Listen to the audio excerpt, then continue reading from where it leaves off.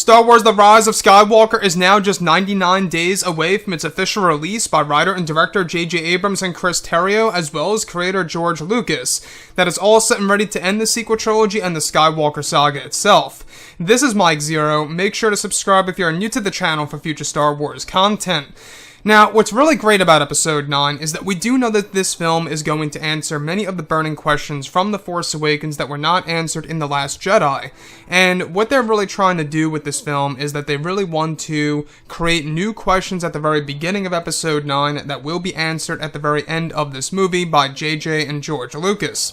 Now, on top of all of this, these past couple of weeks or so, we've been learning a whole lot more about this film, and when it all comes down to one of the concept art descriptions, this is where things begin to get very exciting for Episode 9. Now, specifically, it's described that shot descriptions consisting of a sequence, where it's explained that one of the sequences based in the first act of the film is said to center on Kylo Ren inside of his chambers, where it's described that he owns a relic that once belonged to one of the Dark Acolytes of the Beyond. It's explained that as Kylo touches the device, he begins to see a vision of all 9 Dark Acolytes gathered around Darth Vader's charred armor, where it's said that they are performing some kind of ancient Sith ritual. It's explained that during the scene, they initiate a power that allows the spiritual realm to feed off of the dark energy still attached to Vader's armor, where it's said to create a Sith wraith of Darth Vader that still holds his consciousness. It's explained that the scene entails the Acolytes resurrecting a part of Vader's soul and using the power of the Beyond to manifest that energy into physical form.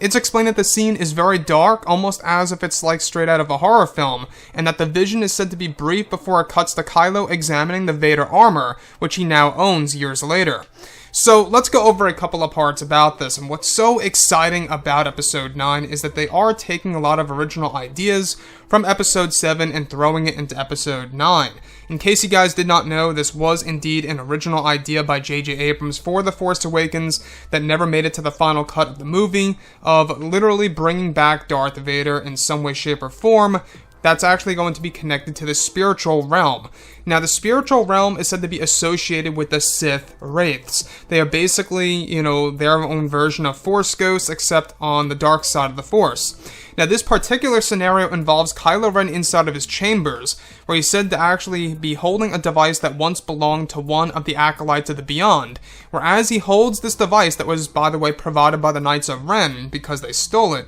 is that Kylo Ren begins to see a vision of all of this taking place, of all 9 Dark Acolytes resurrecting a part of Darth Vader's soul and using the dark energy that's still attached to the charred armor of Vader and connecting it to the spiritual realm to manifest that energy into physical form, hence, of course, the Sith Wraith of Darth Vader, as seen in, of course, the art book of The Force Awakens of what JJ wanted to do in, of course, in Episode 7 that is now going to be implemented into Episode 9. This could also allude to why we hear Darth Vader's breathing, by the way, in the latest teaser trailer of The Rise of Skywalker that was shown over at D23. You do hear a lot of whispers, followed by the iconic Darth Vader breathing, which could very well mean that that is indeed connected to this very sequence. Now, when we think about Episode 9, we think that yes, it is going to be the darkest Star Wars film to date because that's what they're aiming to do, and that's their big plan in order to end the sequel trilogy, is that they want to make it a very dark Star Wars film. In fact, the upcoming trailer of Episode 9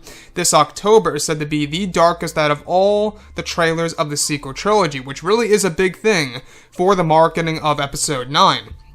So the other piece that I do want to go over is that this is actually said to be a power that's initiated by the Dark Acolytes. Now, the Dark Acolytes are a group of characters that were a part of Star Wars Legends that are now being brought back into the Disney canon, starting off with The Rise of Skywalker, and really expanding those characters, beyond the year of 2019 into 2020 in the forms of books, novels, and comics, which, by the way,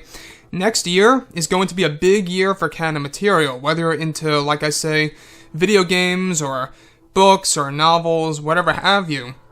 We're going to be learning a lot more about what's going to happen after the events of Episode 9. They are going to create their own expanded universe of course, the Star Wars franchise after Episode 9, which to me is a big deal, because that could very well follow the later years of Rey, and similar to how what they did with Luke Skywalker's life after the events of Episode 6, and how the EU was all centered on what he did years after the events of Return of the Jedi. it seems like that they are going to aim to do something very similar with Rey here for 2020. So, on top of all of this, this is said to be a very intense scene where Kylo Ren eventually sees this vision, and the vision fades, and he looks back at the Darth Vader armor that he now owns, years on later after obtaining it from the Knights of Ren.